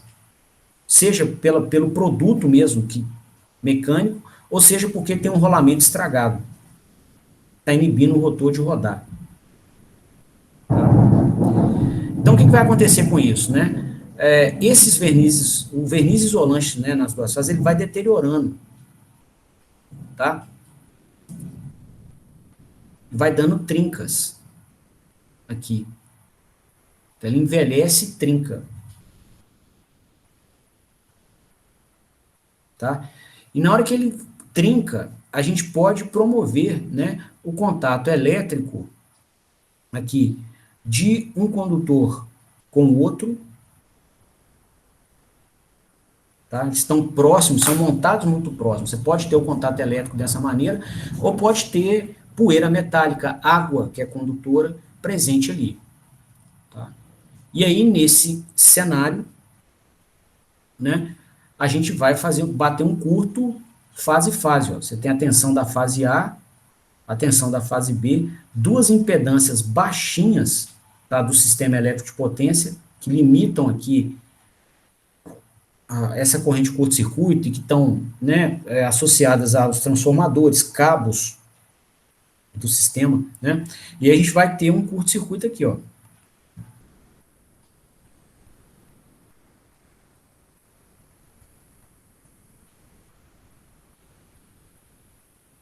Tá? Aqui a gente vai ter uma sobrecorrente. A gente vai circular por aqui, ó. Tá? Observa, aqui é um curto, é como se literalmente você tivesse pegado o cabo da fase A e da fase B e, pum, batido um no outro. Ó. Né? Curto-circuito.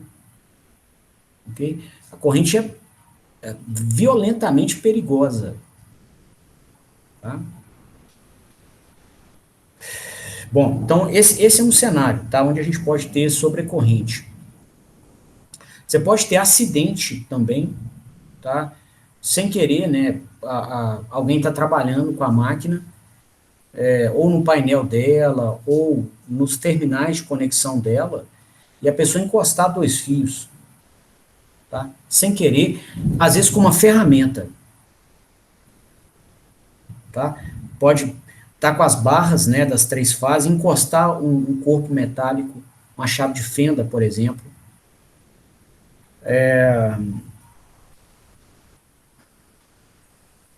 Às vezes você tem problema na caixa de ligação, tá? Do motor. Teve uma manutenção que eu prestei uma vez que havia sobrecorrente, tá? E o problema era na caixa de ligação. Vamos pegar a máquina aqui, estão as ranhuras, né?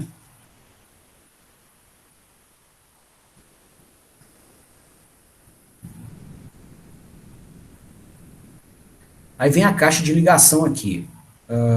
Ela é metálica, né? Toda metálica.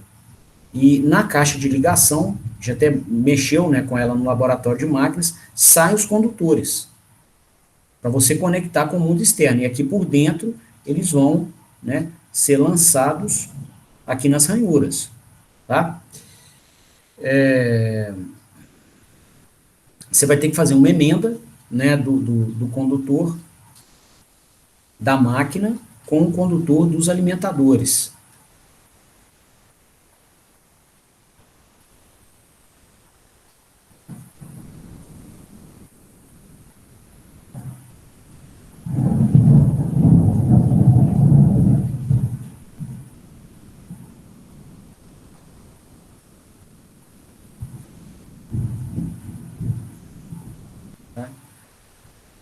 Essa caixa de ligação, moçada, ela é um corpo, né? Metálico aqui. A gente viu lá no laboratório. Você tem uma caixinha metálica aqui na máquina, né? E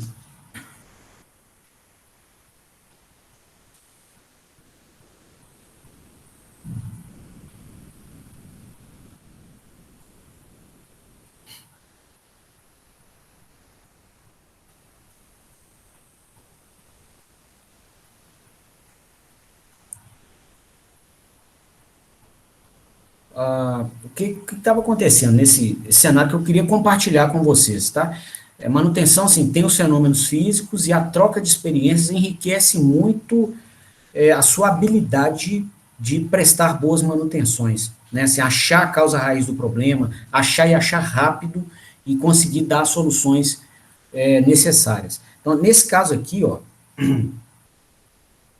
o que estava acontecendo? Na emenda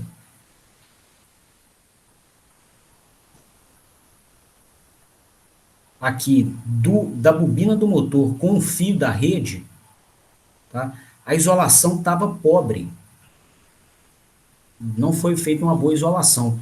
E era uma máquina que operava um ventilador, um grande ventilador que existia aqui na ponta de eixo. E o que acontece com ventiladores, né? O seu produto aqui final é vazão de ar, né? Você quer muita vazão de um fluido aqui para né, desempenhar a função que você precisa.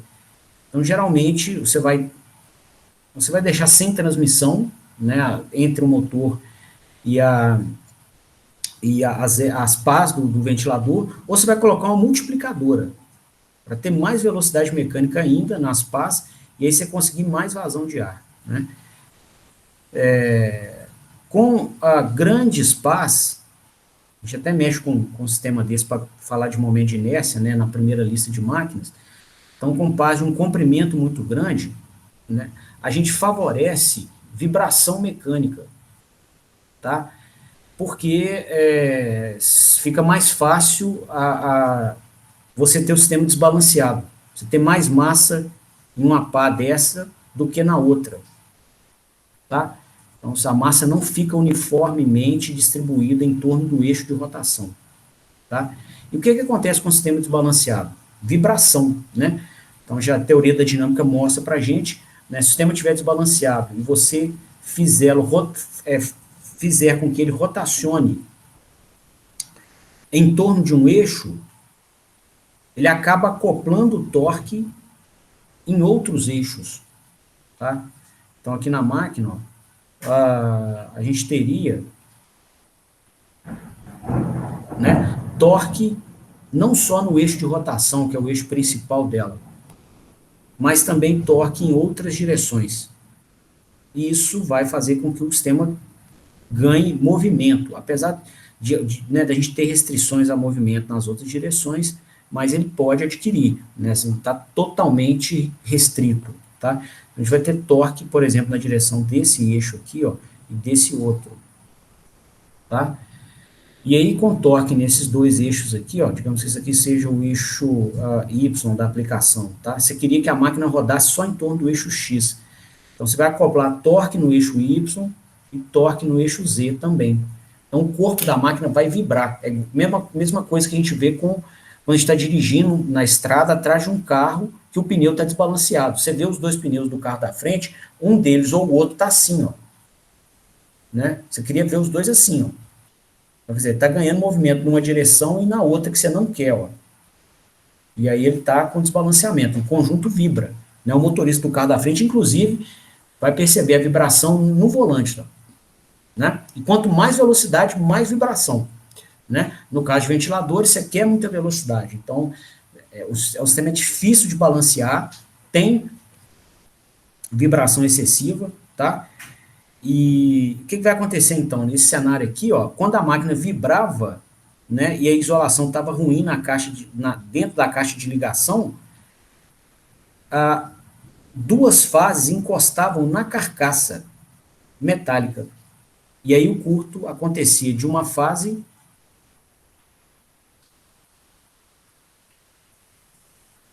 passando pela carcaça, vindo aqui na carcaça, acoplando na outra fase e voltando aqui, ó.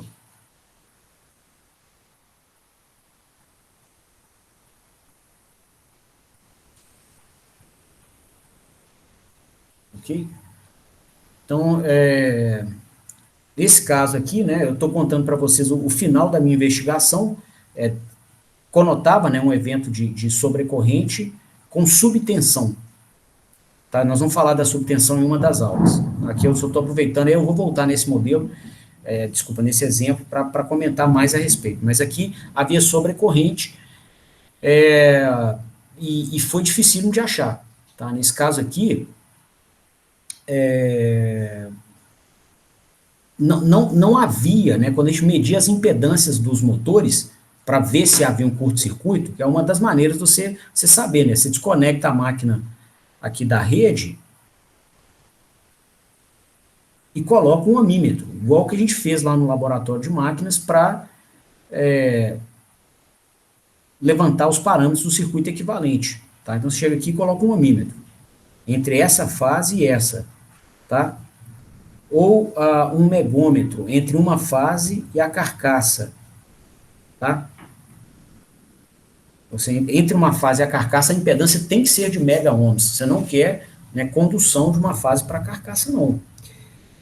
E aí, moçada, estava tudo ok. A gente media as impedâncias das máquinas com elas paradas, obviamente, né, você tem que desconectar a máquina toda, e estava tudo ok. Na hora que começava a operar, aleatoriamente, uma das fases, alguém, né, dentre várias máquinas que estavam no mesmo barramento trifásico, desarmava, né? Várias máquinas aqui em paralelo. Ó. Aqui vinha uma máquina, aqui vinha outra, e a gente não sabia qual que era.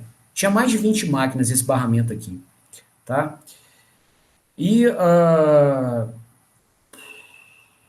né, os mais diversos manipuladores mecânicos e tal, estava difícil saber. Aí, o que eu propus aqui?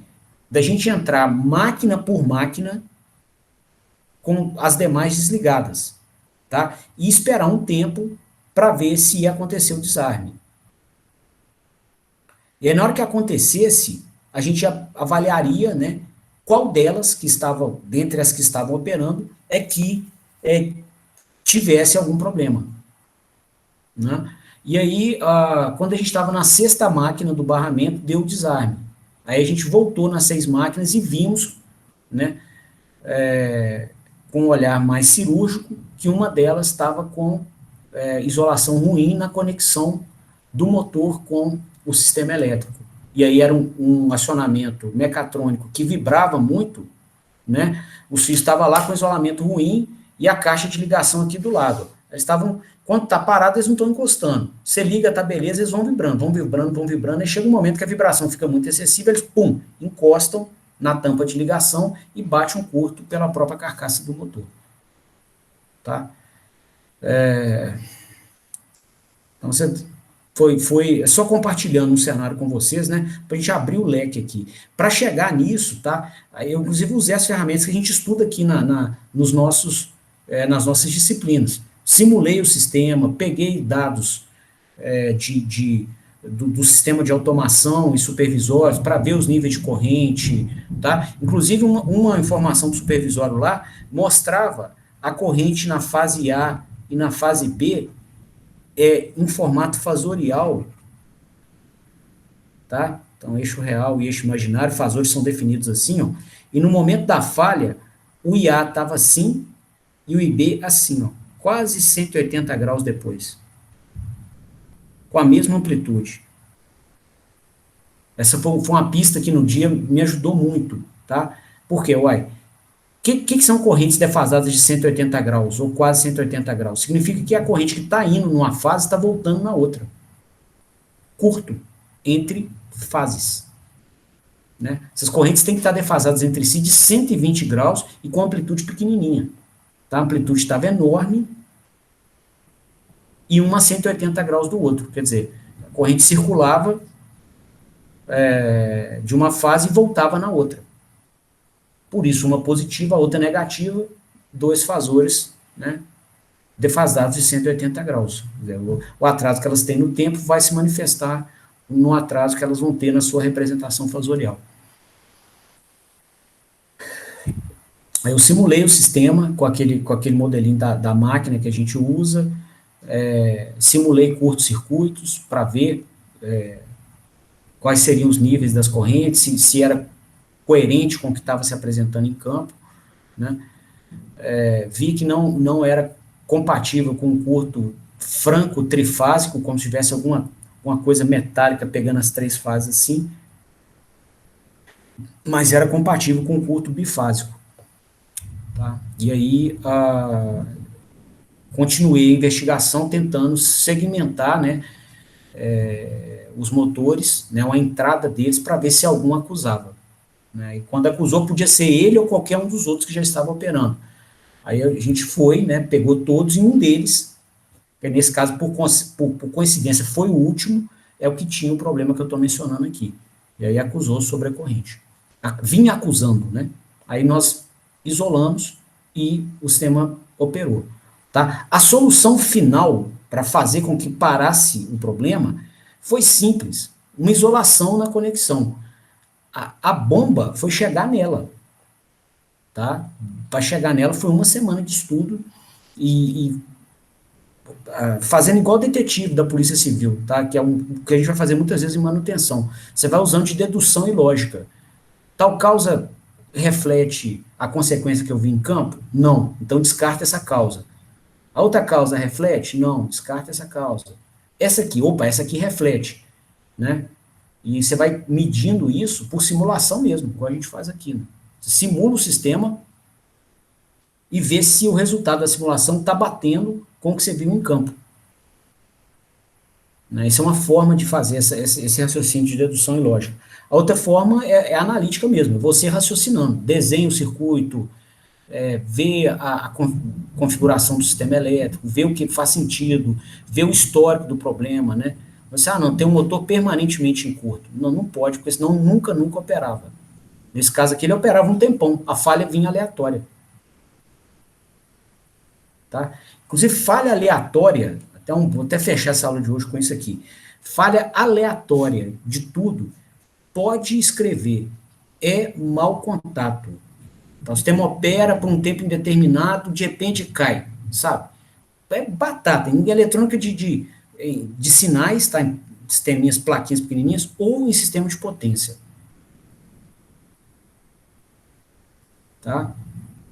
Pode saber, você não está vendo nada esquisito, nada diferente, opera um tempo, mas de repente cai, por algum motivo. Pode escrever que é mau contato. Tá? Bom, pessoal, eu vou parando por aqui, esse assunto dá papo aí para uma vida, tá? Nós vamos ter mais aulas com esse material. Eu queria abrir a palavra para vocês aí, para dúvidas, para qualquer consideração que vocês tenham.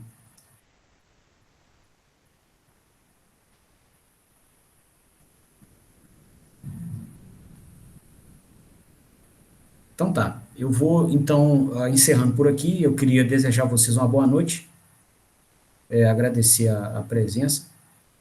E a gente, então, se vê amanhã de novo às 17 horas. Bom?